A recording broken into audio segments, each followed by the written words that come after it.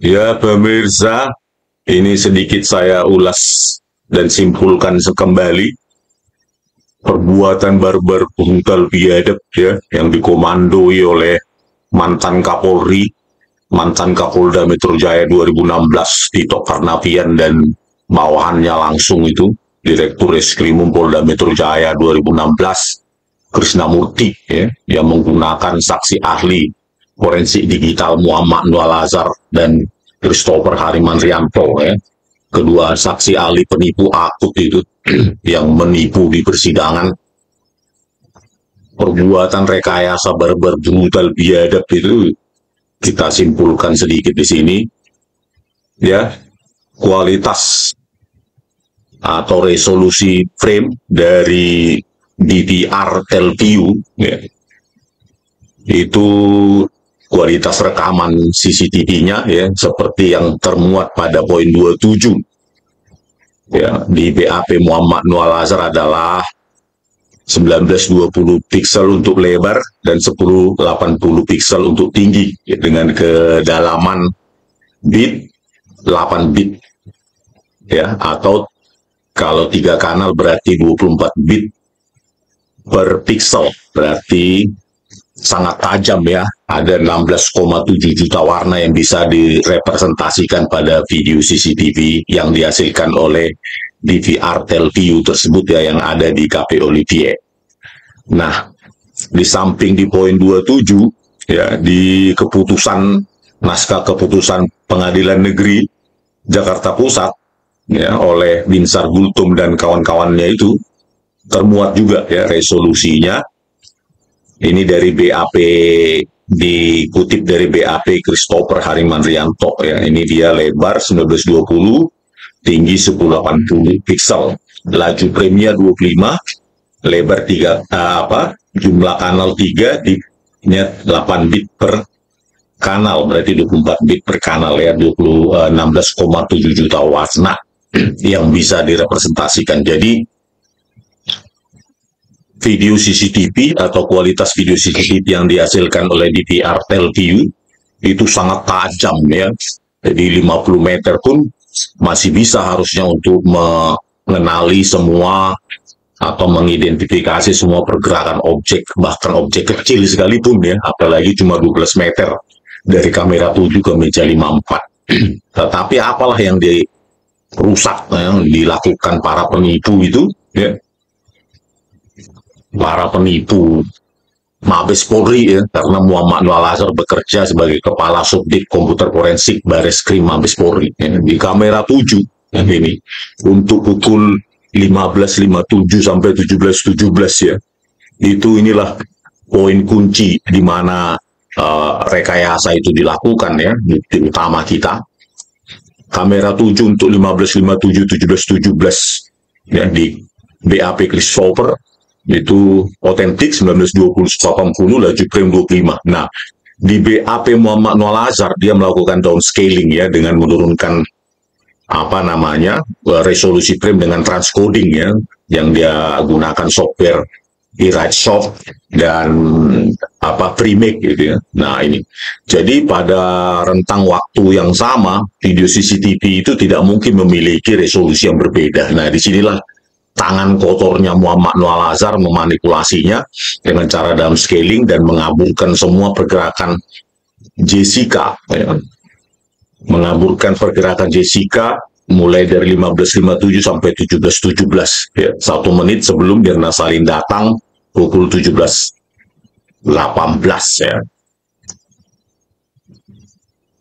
Nah, ini sangat penting ya, perbuatan brutal, barbar dan biadabnya Muhammad Nur Lazar ini, karena di sini Jessica dituduhkan menggeser paper bag, menggeser menaruh sedotan ke dalam gelas kopi Mirna Salihin, menggeser centerpiece, menoleh-noleh dan lainnya ya.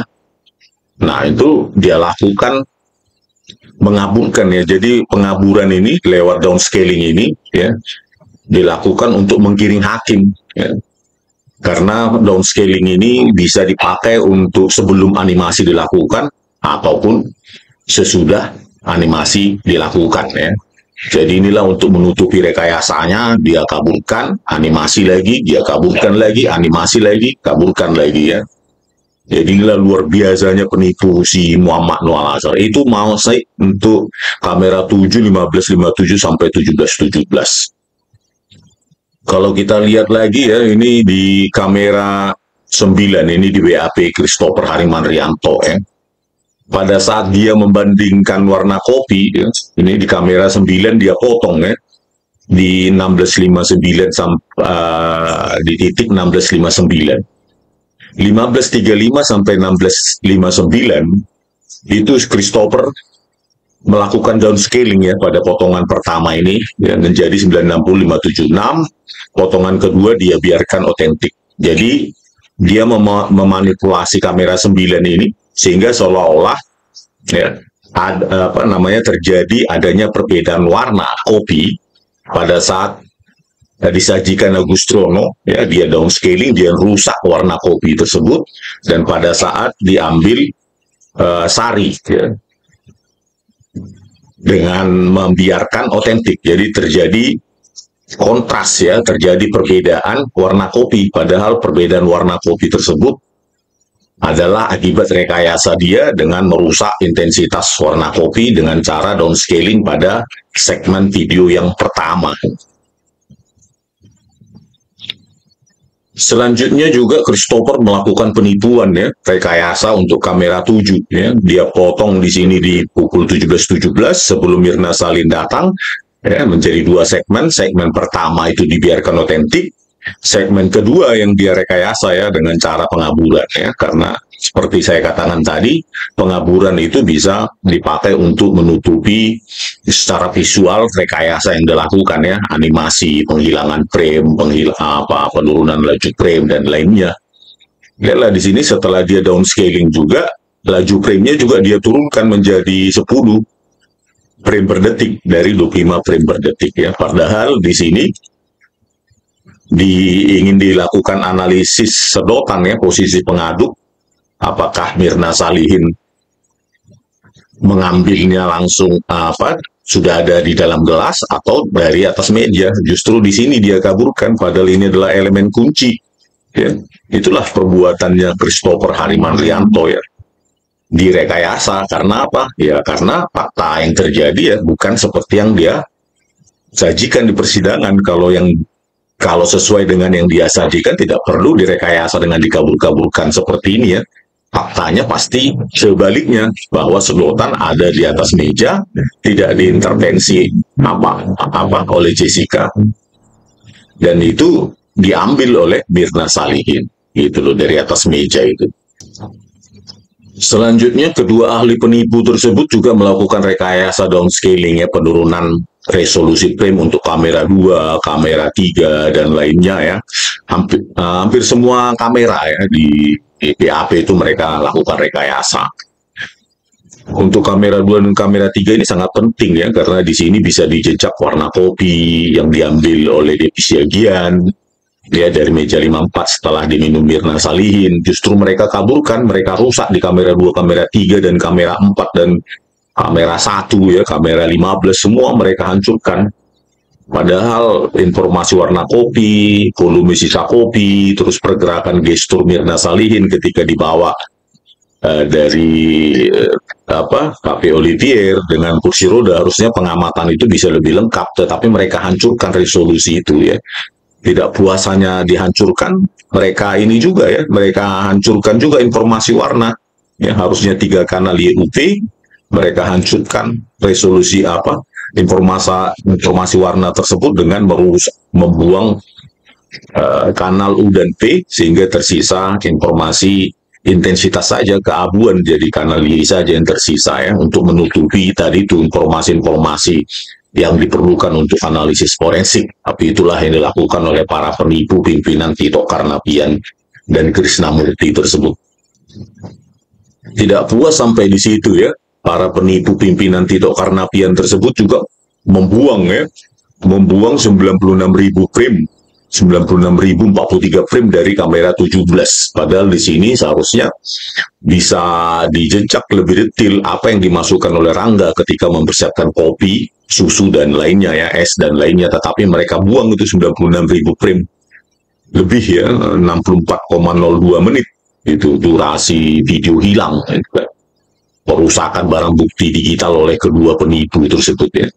Untuk kamera 9 juga Muhammad Noah Lazar ya, di BAP-nya ada 100 frame yang hilang ya. Padahal di sini di kamera 9 ini pukul 15.35 sampai 16.59 dituduhkan Jessica melakukan penggarukan akibat cyanida ya.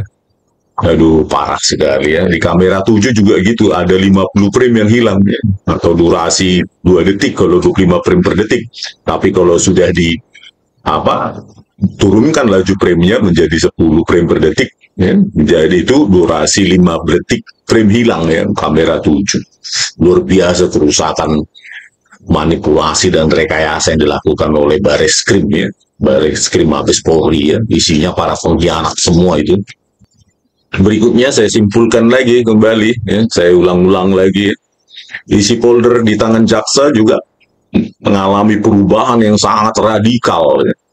Meskipun jaksa Sandi Handika menipu di persidangan dengan mengatakan isi flash disknya tidak mereka sentuh atau tidak diubah sama sekali ya, karena yaitu penipu akan bekerja sama dengan penipu, pengkhianat bekerja sama dengan pengkhianat ya. Pengkhianat rakyat Muhammad Noah Lazar dan Christopher Harimandrianto ya bekerja sama dengan para jaksa penipu dan pengkhianat juga. Ardhito Muardi, Sandi Handika, Sugi Karpalo, Haribowo, Malane Wum, dan Wahyu Tapiandi. Inilah ya, isi folder CCTV 7 ya, di tangan jaksa yang sama itu bisa berbeda pada 2 titik waktu yang berbeda ya. Pada saat dibuka oleh Muhammad Noah Lazar itu cuma 2 potongan file ya, ini dia. Nah ini dia. Ya. Tetapi pada saat Agus Triyono 4 dia potongan file. Bayangkan ya, mereka mengatakan analisis frame, analisis hash, analisis error level, analisis metadata itu omong kosong, penipuan semua ya. Jelas analisa yang mereka sebutkan itu gagal karena nyata-nyata ini perbedaan 2 jumlah video ya. Apa yang mereka lakukan dari 2 ke 4? Mereka cop-cop, buang sana-sini, potong sana-sini, animasi sana-sini. Hanya mereka dan Tuhan yang tahu ya. Yang pasti jumlah folder sudah berubah, maka integritas data sudah terintervensi, sudah koruptif ya. Berikut juga dengan kamera CCTV 9 ya, pada saat dibuka oleh Muhammad Noah Lazar, isi potongan filenya cuma 2. Tetapi pada saat Agus Triyono jadi 3 ya. Apapun suka-suka mereka ya, mereka lakukan ya, menginjak-injak hukum dengan ya tidak menghargai yang namanya data digital itu yang dijaga dengan sakral. Yang penting kasus menang, kita otak-atik, terserah. Kita yang punya hukum. Itu menurut mereka karena backup mereka saat itu adalah Kapolri Tito Karnavian. Terus jumlah folder juga begitu. Bayangkan tadi isi folder, jumlah folder ya, pada saat Jessica Kumala Wongso itu dihadirkan sebagai terdakwa. Ini tanggal 28 September jumlah foldernya 13. Bayangkan pada saat Agus Triyono dihadirkan sebagai saksi ahli, sebagai ahli itu cuma 11. Perubahan yang sangat radikal dan manipulatif oleh Bareskrim Polri ya, bekerja sama dengan para pengkhianat. Begitu juga dengan file folder CCTV 3 ya, isinya kadang 2 ya, pada saat Rasmiati 2 isinya, 1 video warna, 1 keabuan. Tetapi pada saat Agus Triyono 3 ya, video CCTV 3 ya, folder video CCTV 3 isinya 3 ya, 2 warna, 1 keabuan. Memang benar-benar brutal, barbar dan biadab memang Bareskrim Mabes Polri ini ya, dan itu tidak mau minta maaf lagi Kapolri pengecut dan banci itu ya. Berikutnya yang paling barbar biadab adalah kesalahan hitung mundur manual yang dilakukan Dr. Nusamran Subandi, toksikolog Mabes Polri ya. Bayangkan ya, menghitung mundur aja salah ya. Ini harusnya ya, kalau dihitung mundur lewat persamaan dia itu bukan 16.39 sesuai hitungan dia ya.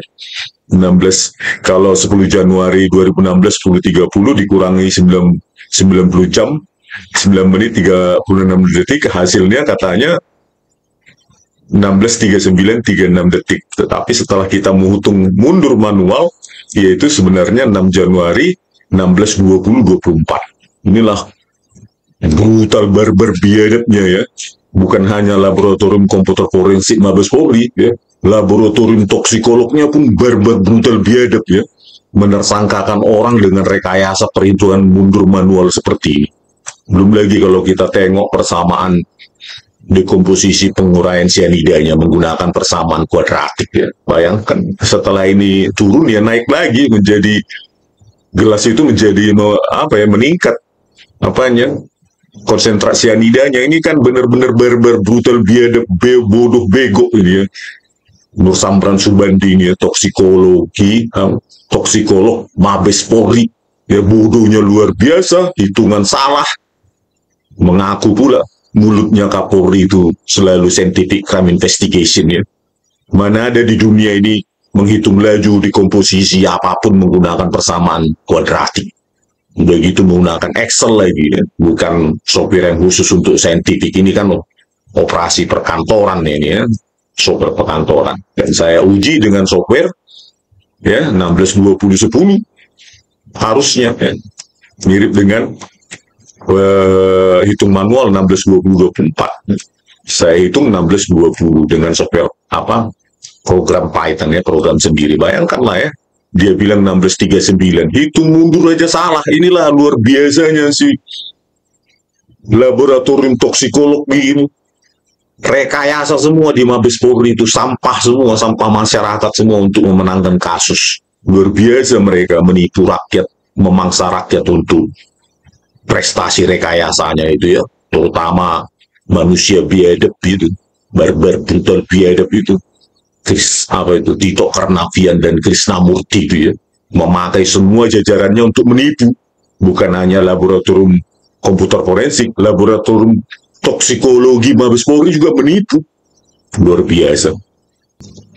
Ya itulah sedikit kesimpulan ya tentang 37 bukti ilmiah yang tak terbantahkan ya, yang dilakukan oleh para manusia biadab Mabes Polri, ya, Bareskrim Mabes Polri, khususnya laboratorium komputer forensik dan laboratorium toksikologi Bareskrim Mabes Polri, penipu, perekayasa rakyat, pengkhianat semua. Dan sampai saat ini Kapolri Listio Sigit Prabowo tidak pernah mengakui ini. Ya.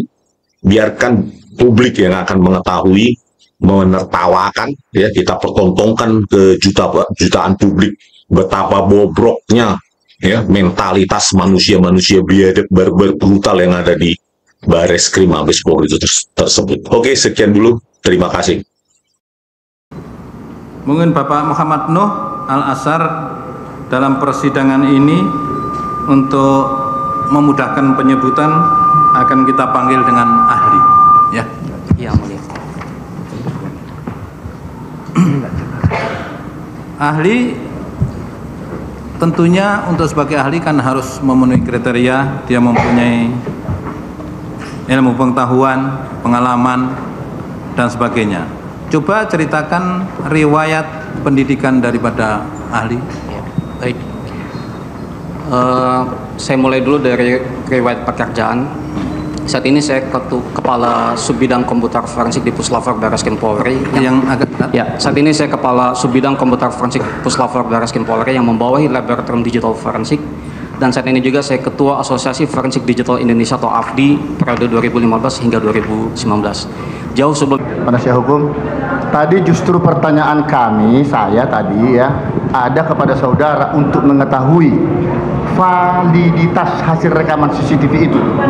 Apakah rekaman CCTV ini yang diproduksi lewat sistem komputer atau server, lewat DVR yang disimpan dalam remote ya, media atau flash disk, hard disk eksternal, sama kualitasnya dengan yang ada pada sistem CCTV itu tadi sudah kami pertanyakan. Bagaimana jawaban saudara?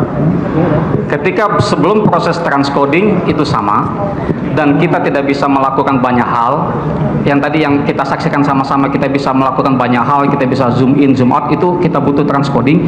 Jadi kualitas setelah proses transcoding kualitasnya lebih bagus dibanding sebelum itu.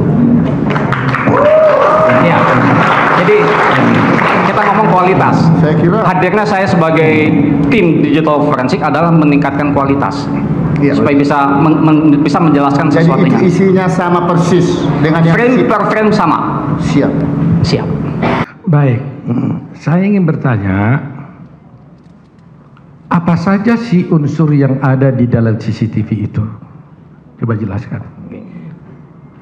CCTV tadi juga udah saya jelaskan ketika Majelis Mulia bertanya. Sejatinya rekaman video itu terdiri dari frame.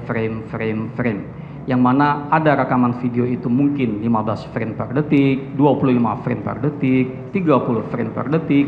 Yang kalau kita lihat pakai aplikasi umum itu kelihatannya detik per detik, bukan frame per frame, sehingga tidak bisa kita dapatkan detail.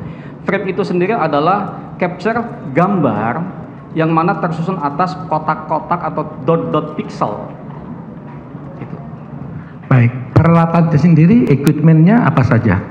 Kita menggunakan algoritma super resolution. Kalau kita ngomong enhancement, untuk mendapatkan algoritma yang paling bagus itu ada algoritma yang terkini yaitu super resolution, dan itu digunakan tidak hanya di Indonesia tapi oleh FBI di Amerika, AFP di Australia, ataupun kepolisian di Eropa itu menggunakan sistem yang sama dengan kita. Selamat malam. Ya. Pak Nuh, ini kelihatannya Anda tadi agak sedikit emosi begitu ya dalam ruang sidang. Ada apa sebenarnya? Sebenarnya bukan emosi, kita hanya menegakkan sesuatu yang benar. Jikalau itu memang dibutuhkan untuk suara tegas, kita harus suara tegas karena itu benar. Kalau kita ngomong suatu kebenaran dan kemudian kita diamkan saja, itu namanya kita lemah. Kebenaran seperti apa ya sebenarnya yang ingin Anda ungkapkan di sini? Kalau kita ngomong digital forensic, that's scientific. Digital forensic dan scientific, video forensic is scientific. Kalau kita ngomong itu digital forensic harusnya ada kaidah-kaidah, ada metodologinya. Digital forensic memiliki tiga pilar yang jelas. Pertama, kompetensi SDM, qualified SDM. Yang kedua, SOP, standard operating procedure. Yang ketiga itu adalah hardware software. Itu yang paling heboh tuh kopi cyanida sih. Jessica. Iya, betul. Iya. Yang diperiksa apa waktu itu, Pak Panu? Rekaman CCTV. Rekaman CCTV. Jadi kan yang namanya kasus itu, apalagi kasus pembunuhan dalam dunia internasional Interpol itu ada namanya teknik timeline investigation. Investigasi yang berbasiskan lini masa waktu. Jadi dibuatlah day to day, misalnya apa hari ke hari, jam ke jam, menit ke menit, detik ke detik. Itu udah merangka untuk mendapatkan rekonstruksi kasus yang seutuhnya. Sekarang karena kasusnya seperti kita bermain puzzle, jadi kasus kemudian dipecah menjadi potongan-potongan gambar kecil kemudian disusun lagi. Nah itu. Nah, timeline investigation terbaik itu ternyata adalah CCTV. Karena dia betul-betul sampai frame per frame, bukan hanya lagi detik ke detik. Satu detik kan bisa ada 15 frame sampai 30 frame itu. Nah, dari detik ke detik inilah kita bisa ngomong yang kasus kopi cyanida itu dilihat bagaimana berjalannya itu. Jadi bukan hanya pada saat ketika korban datang minum kopi, tapi mundur ke belakang sama ke depan setelahnya itu kan tergambar jelas gitu. Jadilah gambar kasus itu lengkap gitu. Sampai kopi itu ketika dibuat di bartender itu bentuknya tuh masih gelas kosong gitu segala macam tuh. Termasuk siapa yang mesan ya? Iya, dan itu lengkap sekali memang. Itu gila dulu. Sidangnya tiap hari live. Iya. Saya juga waktu itu capek. Ini. Ya maksudnya kan itu nggak hanya sekedar apa ya menonton, tapi kan kita harus juga kan melihat gitu, kita bagaimana menganalisa gitu. Tapi kan itu lumayan menguras energi sama ini emosi kan. Waktu itu kan kayak terbelah gitu. Harus netral. Aktivitas Jessica di meja nomor 54 memang tak bisa dilihat jelas. Ahli digital forensik pun memperjelas CCTV agar bisa menganalisis pergerakan korban, terdakwa, dan saksi dari sejumlah angle. Kita bedah yang di sini karena kita tidak mau merusak integritas barang bukti yang utama kan. Gitu. Nanti kalau kita rusak integritas yang di sini nanti dibilang wah ini dirubah, ini kan repot ya kan.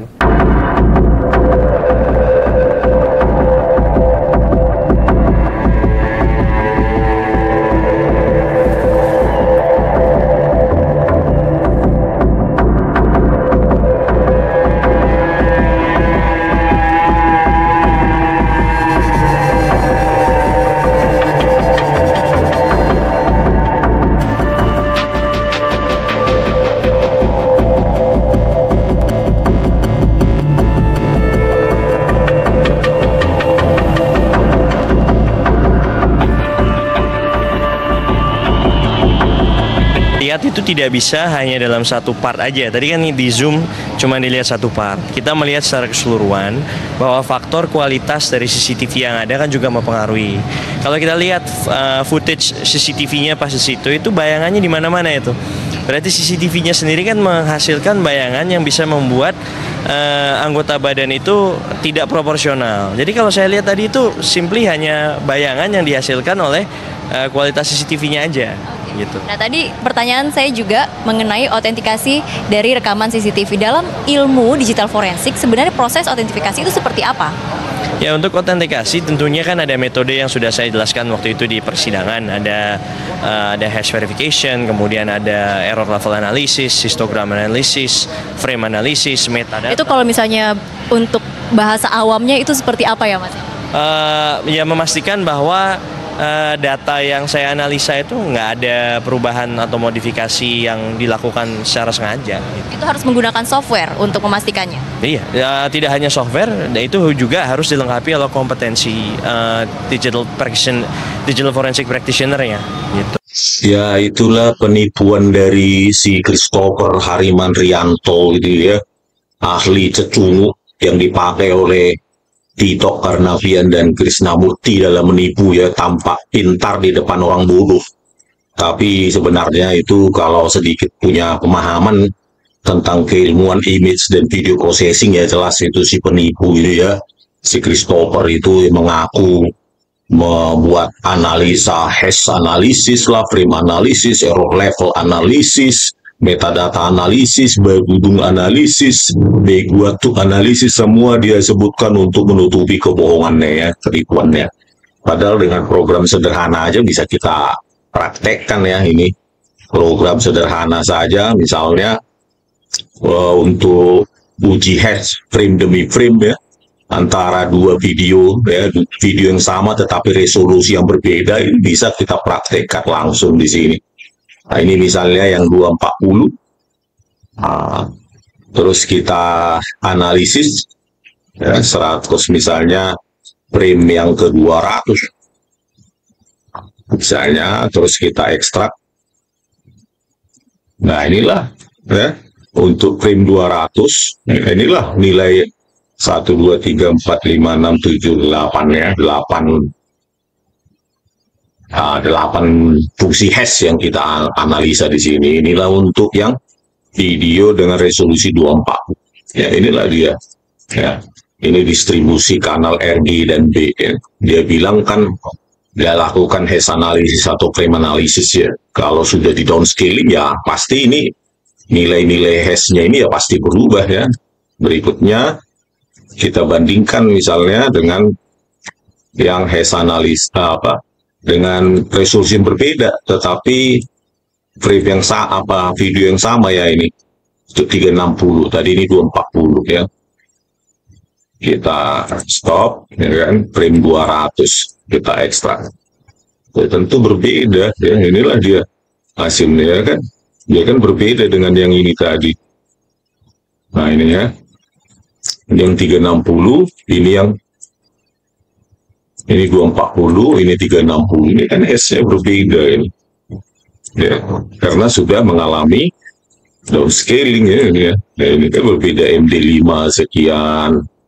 Ya, untuk 240 ini, 360 ini beda resolusi ya pasti karena semua bit di dalam pixel itu sudah berubah akibat downscaling barbar brutalnya si Christopher Harimanrianto penipu itu ya. Jadi semua berbeda semua ya untuk frame yang sama. Beda resolusi. Itulah si penipu cecungu yang dipakai oleh Tito Karnavian untuk menipu publik itu ya. Gunanya ya untuk mengabur-ngaburkan animasi untuk menggiring hakim ya. Selanjutnya ya ini sudah pernah saya praktekkan, kita bisa menghash video ya, video total video bukan frame demi frame. Misalnya yang 240 bisa kita uji hashnya. Nah inilah ya nilai hash dari keseluruhan video dengan resolusi 240 ya. Terus bisa kita uji lagi yang lain yang 360 misalnya. Nah inilah dia.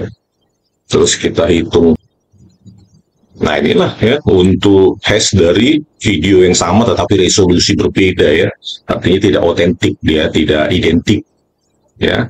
Ini yang hasil hash ya, ke-8 nilai hash, fungsi hash yang saya gunakan untuk apa video yang 240, yang ini yang 360, ini kan semua berbeda ya. Artinya apa? Begitu Anda lakukan downscaling, maka nilai-nilai hash yang dihasilkan setiap fungsi hash ini berbeda semua. Kalau berbeda maka ya tidak identik ya, tidak lagi identik, tidak lagi sama ya. Itulah ya, merusak 1 bit saja di dalam apa namanya image atau video itu bisa merubah semua nilai hash ya, yang direpresentasikan nilai-nilai hexadesimalnya 0 sampai 9, A sampai F. Apalagi dengan downscaling itu ya pasti berubah gitu loh. Itulah mulut sampahnya si Christopher itu ya. Itulah manusia brutal biadab ya, sok hebat di tengah orang bodoh yang nggak paham ya. Tapi ketika mau jumpa saya tahun 2016, pengecut itu mereka dua dengan Muhammad Nur Al-Azhar, takut ya. Itulah si penipu selalu takut dalam keterbukaan dan uji publik. Itulah ciri-ciri penipu ya. Padahal keduanya itu ahli forensik digital abdi yang didirikan oleh Muhammad Nur Al-Azhar sendiri ya, yang sering digunakan di persidangan adalah bagaimana mereka menipu ya, merekayasa kasus, merekayasa video. Oke, sekian dulu ya untuk contoh dasarnya saja.